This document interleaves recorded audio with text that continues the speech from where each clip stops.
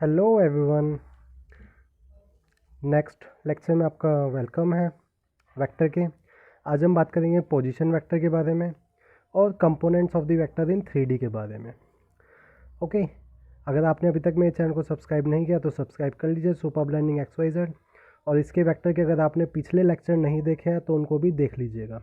चलिए पहले मैं आपको बताता हूँ पोजीशन वेक्टर क्या होता है, क्योंकि ये पोजीशन वेक्टर क्वेश्चन में आपको हमेशा पोजीशन वेक्टर ही दिया जाएगा, तो इसीलिए आपको पता होना चाहिए कि पोजीशन वेक्टर होता क्या है। पहले मैं इसकी डेफिनेशन पढ़ता हूँ, फिर आपको बताऊँगा कि पोजीशन वेक्टर होता क्या है। If A point O is fixed means कोई भी मुझे ओरिजिन दिया गया है और P पॉइंट दिया गया है, राइट। तो OP जो होगा वो मेरा पोजीशन वेक्टर होगा of P with respect to O। अब इसका क्या मतलब है, देखिए आपको दिया गया होगा क्वेश्चन में पोजीशन वेक्टर A, या मैं P ही बोल देता हूँ, राइट। इसका मतलब है कि ये जो पॉइंट है वो ओरिजिन के रेस्पेक्ट में है, राइट। मैं जैसे एक ग्राफ ड्रॉ करके बताता हूँ आपको। जैसे कि ये मेरा पॉइंट ओरिजिन है, राइट, और मुझे P कोई भी एक पॉइंट दिया गया है, मीन्स वेक्टर दिया गया है, राइट, और पोजीशन वेक्टर P, और P जो है कोई मेरा एक पॉइंट है यहाँ पर। तो अगर मैं इस लाइन को ज्वाइन करवा दूँगा तो ये मेरा जो OP जो होगा OP वेक्टर, राइट, इसी को ही हम बोलते हैं पोजीशन वेक्टर, राइट। जैसे मुझे कोई एक वेक्टर दिया गया है position vector 2i + j + 3k, right. इस तरीके से मुझे कोई भी एक पोजीशन वेक्टर दिया गया है, राइट। तो इसका मतलब क्या है कि ये जो पॉइंट है इसको मैं कुछ इस तरीके से लिख सकता हूँ 2 1 3। ये 3 डायमेंशन में जब हम पॉइंट्स को रिप्रेजेंट करते हैं, और इससे जो ये वेक्टर बना हुआ है, अब वेक्टर है कुछ ना कुछ लेंथ मैग्नीट्यूड ज़रूर होगा, तो उसको हम किसके रेस्पेक्ट में लेते हैं, ओरिजिन के रेस्पेक्ट में लेते हैं, राइट। तब मेरा ये बनता है पोजीशन वेक्टर, राइट। तो आपको अगर कोई भी पोजीशन वेक्टर दिया गया है उसका मतलब क्या है, हम उसका मेजरमेंट कर रहे हैं ओरिजिन से। ओरिजिन से लेके उस पॉइंट तक मैं एक लाइन ड्रॉ कर लेता हूँ, वही जो लाइन है मेरी क्या है, पोजीशन वेक्टर है, मीन्स वेक्टर है, राइट। अब देखिए इसका यूज़ क्या है, ठीक है। आपको कई बार क्या होता है कि दो पोजीशन वेक्टर्स दे दिए जाते हैं, ठीक है। एक पोजीशन वेक्टर P हो गया, एक पोजीशन वेक्टर Q हो गया। इनका मतलब क्या है, या मैं ऐसे कह देता हूँ कि एक वेक्टर मेरा A वेक्टर है और एक वेक्टर मेरा B वेक्टर है, राइट, ठीक है।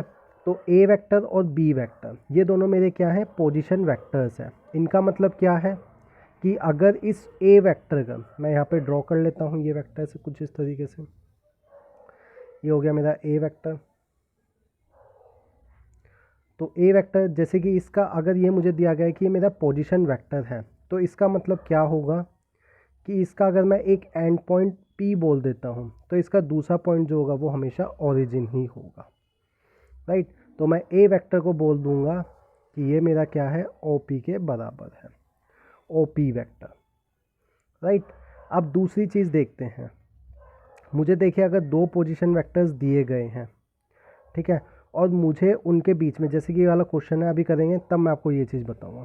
अभी के लिए आप सिंपल ये देखिए कि अगर मुझे पोजीशन वेक्टर दिया गया है तो इसका मतलब होगा कि जो भी पॉइंट है, ठीक है, उस पॉइंट का मैं O से डिस्टेंस निकाल रहा हूँ, राइट। और डायरेक्शन कैसी होगी, O से P की तरफ, मीन्स ओरिजिन से मैं उस पॉइंट की तरफ जा रहा हूँ, that's my position vector, right.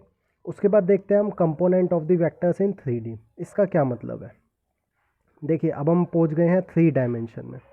3 dimension में मेरी तीन चीज़ें होती हैं, एक्स वाई और z, means x coordinate, y coordinate और जेड कोऑर्डिनेट, राइट।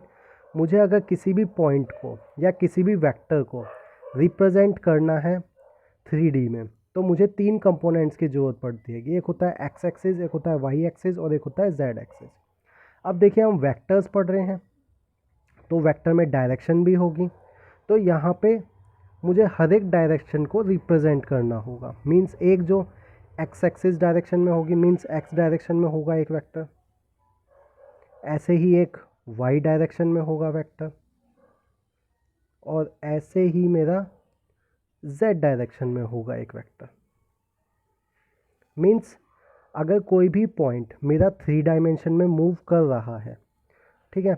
मैं इसको देखिए पहले आपको 2 डायमेंशन में बताता हूँ कि 2 डायमेंशन में क्या मतलब है। जैसे कि आप यहाँ से पॉइंट से चले, ठीक है, आपने सबसे पहले इस डायरेक्शन में मूव किया, ये है आपका वाई पॉइंट, वाई डायरेक्शन में आप मूव कर रहे हो। उसके बाद आपने इस तरीके से यहाँ चले गए, तो देखिए यहाँ से आपके 2 डायमेंशन है, एक इस डायरेक्शन में और एक इस डायरेक्शन में। इन दोनों का रिजल्टेंट ये हैगा। तो ये देखिए आपका y और ये आपका x। तो देखिए आपके 2 पॉइंट्स हैं ना, x और y। ऐसे ही अगर आप 3D में मूव कर रहे हैं तो आपके 3 डायरेक्शंस होती है, x, y और z। मीन्स एक x डायरेक्शन, एक y डायरेक्शन और एक z डायरेक्शन। अब इन डायरेक्शन को रिप्रेजेंट करने के लिए हम कुछ यूनिट वेक्टर्स का यूज़ करते हैं। उन यूनिट वेक्टर्स को हम कैसे रिप्रेजेंट करते हैं? आई कैप से, जे कैप से और के कैप से। मीन्स अगर कोई पॉइंट मेरा एक्स डायरेक्शन में मूव कर रहा है तो मैं उसको आई कैप से रिप्रेजेंट करूँगा। ये मेरा रिप्रेजेंटेशन होता है डायरेक्शन के लिए। वाई डायरेक्शन में अगर हम मूव कर रहे हैं तो हम जे कैप का यूज़ करेंगे। जेड डायरेक्शन में अगर हम मूव कर रहे हैं तो हम के कैप का यूज़ करेंगे। अब देखिए इसका मतलब क्या है। ये आई कैप क्या है, जे कैप और के कैप। इसका मतलब है इसका जो मैग्नीट्यूड जो होता है वो मेरा 1 यूनिट होता है। जे जो होता है इसका मैग्नीट्यूड भी 1 होता है, क्योंकि ये क्या है, मेरे यूनिट वेक्टर्स है, राइट। देखिए अगर मैं इस डायरेक्शन में मूव कर रहा हूँ तो मैंने इसको क्या किया, ये जो मेरी डायरेक्शन है ना एक्स एक्सिस की, मैंने इनको एक एक यूनिट्स में तोड़ दिया है, राइट। ये जो मेरी एक एक यूनिट्स हैं इन्हीं को ही मैं बोलता हूँ आई कैप, राइट। मीन्स ये जो मेरी एक यूनिट है एक्स एक्सिस डायरेक्शन में वो है मेरी आई कैप। अगर सपोज़ कीजिए कोई बॉडी है वो मूव करिए 3 यूनिट्स इन एक्स एक्सिस, तो मैं उसको कैसे रिप्रेजेंट करूँगा? आई कैप से। मीन्स 3 आई से। यहाँ पे 3 क्या है कि वो 3 यूनिट्स मेरा मूव किया है एक्स एक्सिस डायरेक्शन में। ये मुझे कैसे पता चला कि ये एक्स एक्सिस में है? इस आई कैप से पता चला। सिमिलरली अगर कोई बॉडी मेरी वाई डायरेक्शन में मूव कर रही है और वो 4 यूनिट्स मेरी मूव करी है वाई डायरेक्शन में, तो मैं उसको कैसे लिखूँगा? 4 जे कैप, राइट। सिमिलरली अगर वो मेरी जेड डायरेक्शन में मूव करी है 5 यूनिट्स, तो मैं उसको कैसे लिखूँगा? 5 के, राइट। अब देखिए अगर कोई बॉडी जो है वो 3 डायमेंशन में मूव कर रही है, अब वो ऐसा तो नहीं है कि सिंपल एक प्लेन में वो मूव कर रही है, किसी भी डायरेक्शन में मूव कर सकती है। मीन सपोज़ कीजिए मैंने यहाँ पे कोई पॉइंट लिया है P, राइट। इस P का जो पॉइंट है वो है एक्स वाई जेड, और मैं इसका ओरिजिन से मुझे डिस्टेंस निकालना है कि ये कैसे है। तो मैं उसको कैसे लिख सकता हूँ? ये मेरा O हो गया, तो ओ पी, मैं O से P की तरफ मूव कर रहा हूँ, तो मैं ओ पी को कैसे लिखूँगा? एक्स आई कैप प्लस वाई जे कैप प्लस जेड के कैप।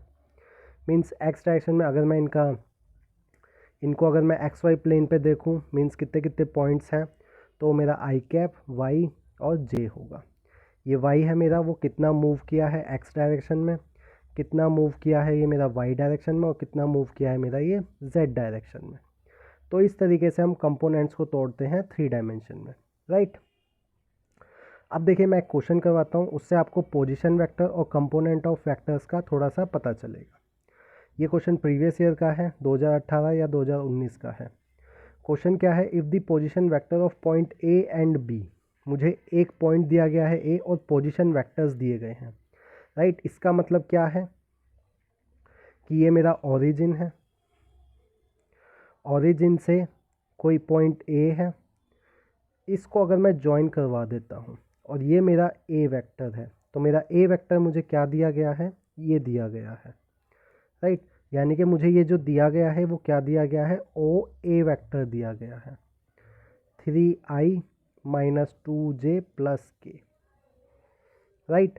सिमिलरली मुझे पोजीशन वेक्टर ऑफ बी दिया गया है, यानी कि मुझे ओ बी दिया गया है, 2i plus 4j minus 3k। अगर मैं इसको ऐसे ज्वाइन करवा दूँ यहाँ से कोई बी वेक्टर इस तरीके से, राइट, मुझे ये चीज़ गिवन हैगी ओ ए और ओ बी। तो पोजीशन वेक्टर देखिए मैंने कैसे निकाला है, ओरिजिन के रेस्पेक्ट में लिखा है, जो मैंने आपको यहाँ बताया था। ये कंसेप्ट समझना बहुत ज़रूरी हैगा कि पोजीशन वेक्टर होता क्या है, सिंपल ओरिजिन से डिस्टेंस, राइट। अब उसके बाद देखिए हमसे क्या पूछा गया, और देखिए ये तीनों ही पॉइंट्स हैंगे, मीन्स ये वेक्टर, मीन्स ये मैंने तीनों कंपोनेंट्स में तोड़ा हुआ है, मीन्स गिवन है तीनों वेक्टर्स में। अब मुझसे पूछा गया है what is the length of the A B की लेंथ। तो देखिए मुझे ए बी की लेंथ बतानी है, तो मैं इसको पहले ऐसे ज्वाइन करवा लेता हूँ। और ए से बी, ए बी मैंने आपको बताया था कि ए बी का वेक्टर का मतलब क्या होता है, ए से बी तक, यानी कि ए से बी तक, यानी कि कुछ इस तरीके से एरो होगा, राइट। अब देखिए मैं ए बी कैसे निकाल सकता हूँ, पहले उसको देखते हैं। ट्राइंगल लॉ आपको पता होगा, मैंने आपको बताया था ट्राइंगल लॉ कि अगर सेम डायरेक्शन होती हैं तो मैं लिख सकता हूँ कुछ इस तरीके से, ओ ए प्लस ए बी वैक्टर, क्योंकि ये दोनों मेरे सेम डायरेक्शन में हैं। वो मैं किसके बराबर लिख सकता हूँ, जो मेरी तीसरी साइड जो होती है ट्राइंगल की, जो कि रिवर्स ऑर्डर में होती है, कुछ इस तरीके से, राइट। अब मैं यहाँ से ए बी लिख सकता हूँ, क्या होगा मेरा, ओ बी माइनस ओ ए वैक्टर, राइट। देखिए यहाँ से मुझे एक चीज़ और क्या पता चली कि अगर मुझे ए बी वैक्टर निकालना है तो जो मेरा बाद में है उसका पोजीशन वेक्टर आप पहले लिखिए, और जो पहले लिखा हुआ है उसका पोजीशन वेक्टर आप बाद में लिखिए। मीन्स अगर मुझे ए बी वेक्टर निकालना है तो मैं कैसे लिखूँगा, position vector of B minus position vector of A. इस फॉर्मूले को आप ध्यान रखिएगा, position vector of A, right. अब देखिए इसको सब्ट्रैक्ट करवा दीजिए, 2j plus 4j minus 3k और minus 3i minus 2j plus k। देखिए इसको सब्ट्रैक्ट करने के बाद मैं यहाँ पे लिख रहा हूँ, ये आपका आ जाएगा माइनस आई, ये आ जाएगा आपका प्लस 6j, और ये आ जाएगा माइनस 4k, राइट। अब हमसे इसकी लेंथ पूछी गई है।